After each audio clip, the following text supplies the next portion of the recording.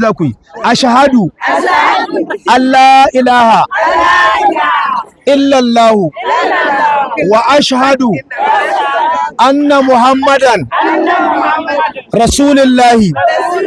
Allahu akbar. To yanzu gaba ɗayan ku a lokaci ɗaya kun ƙashi musu. To abinda kuka faɗa shine kun shaida babu abin bautawa da gaskiya sai Allah, sannan annabi Muhammadu sallallahu alaihi wasallam manzon Allah ne kuma bawansa ne. Kun yadda da wannan shi yasa kuka zama musulmai. Duk laifin da kuka yi a baya Allah ya goge muku. Haka kun dawo sababbi kamar wanda aka haife ku a gurin Allah. Idan kuka ci gaba da ibada bi iznillahi za ku ji canji a zuciyarku, za ku ji canji a rayuwarku, za ku ji kun yi kusanci da mahaliccinku.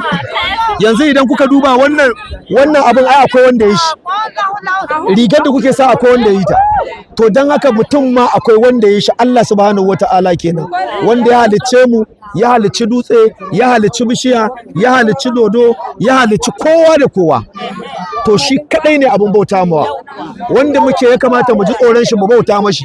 Ina kiran ku a cikin wannan addini da kuka ansa da Allah da Annabi, a ga malam nan zai ci gaba da zuwa, kun gan shi nan zai rika zuwa yana bada karatu a garin nan, zai rika zuwa yana bada karatu. Kun amince? To da Allah da Annabi a rika sauraron malam in ya zo zai rika bada karatu, kuma za mu ci gaba da zuwa lokaci insha Allah. Muna kawo muku abubuwa na alkhairi. Ubangiji Allah ya dawomar da mu gaba ɗaya tare da ku a cikin wannan addini. Allah ya karkato zuciyarku gaba ɗaya da tamu ya zama muna kan wannan addini. Mu ba ma yi don wani ya biya mu. Wallahi inda kuɗi ake biya ba zan zo nan ba, amma na zo ne saboda Allah ya gaya mana mu zo mu kira ku, kar mu kyamace ku, kar mu nuna ba ma son ku. Allah ya nuna in muna son ku shine zai so mu, shi yasa muke zuwa muna nuna muku wannan.